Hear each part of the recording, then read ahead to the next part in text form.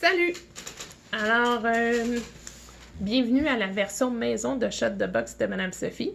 Si tu as regardé la vidéo de Brouille Boutier, tu sais maintenant comment jouer. Si tu ne l'as pas regardé, c'est pas plus grave que ça parce que en écoutant mes consignes, tu devrais être en mesure de pouvoir jouer du moins à cette version-ci.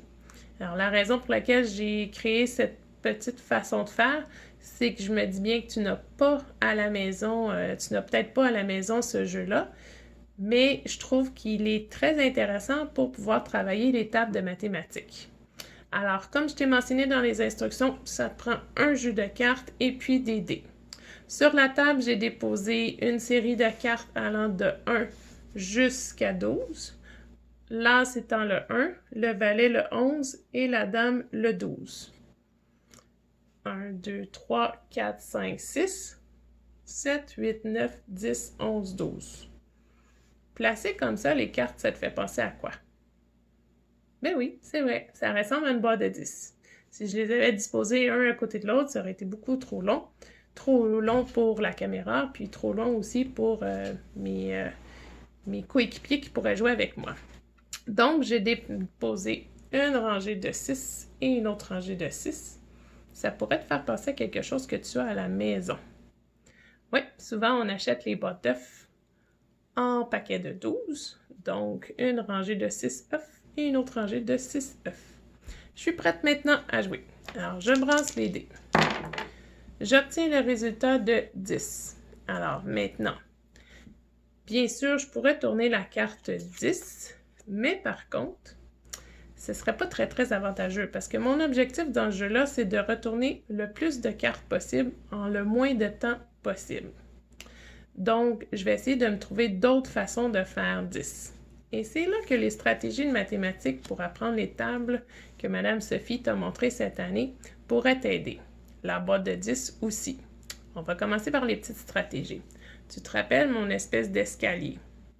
Alors, disons qu'on est au bas de l'escalier, on est avec 0. 0 et 10 font 10. Je monte d'une marche, je descends d'une autre, donc j'arrive à 1 et à 9. Je monte à 2, je descends à 8.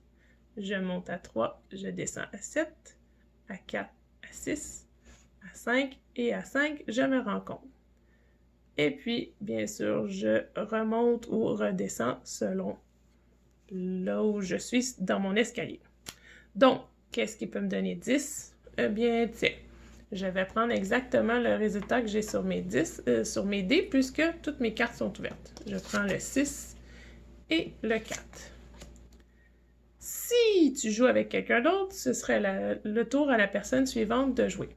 Par contre, si tu veux jouer seul, c'est possible. Alors, ce serait à ton tour de jouer. C'est la bonne nouvelle. J'ai maintenant 11. Qu'est-ce qui fait 11? Bien sûr, il y a la valet. Sinon, il y a 10 avec 1. 9 avec 8. Avec 2, pardon. 8 avec 3. 7 avec 4, il n'est pas disponible. 6 avec 5, c'est pas disponible, et ainsi de suite.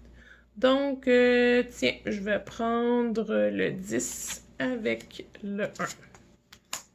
Je poursuis. J'ai 3 maintenant. Bon, évidemment, 3, il n'y a pas beaucoup de possibilités. Hein. C'est 0 avec 3. C'est 1 avec 2, et j'ai pas le 1. Donc, je retourne le 3. Je continue. 11. Bon, encore une fois, on a le 11, le 5 et le 6, c'est pas disponible. Le 2 et le 9, par contre, c'est disponible. Alors, je les retourne. Je continue. Bon, je viens d'obtenir le résultat 10. Alors, qu'est-ce que j'ai ici? Je suis contente que ça tombe sur cette situation-là. J'ai que le 5, parce que tu sais que 5 plus 5, ça fait 10. Le problème que j'ai, c'est qu'évidemment, je ne peux pas retourner 2 fois la carte 5. Alors, pour le restant, j'ai absolument rien qui puisse fonctionner pour faire 10.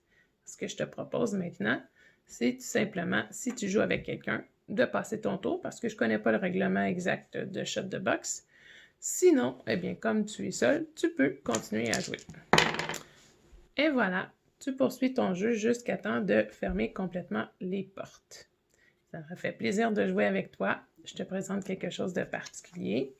Ici, ce sont les cartes que j'avais offertes quand j'étais tout petite à ma grand-maman. Donc, à ton tour, à toi, de peut-être jouer avec grand-maman si elle est éloignée, parce que, comme tu te rappelles, dans Brouille-Boutier, on te proposait de pouvoir jouer avec quelqu'un en ligne. Amuse-toi bien avec ta famille. Bye bye, Madame Sophie.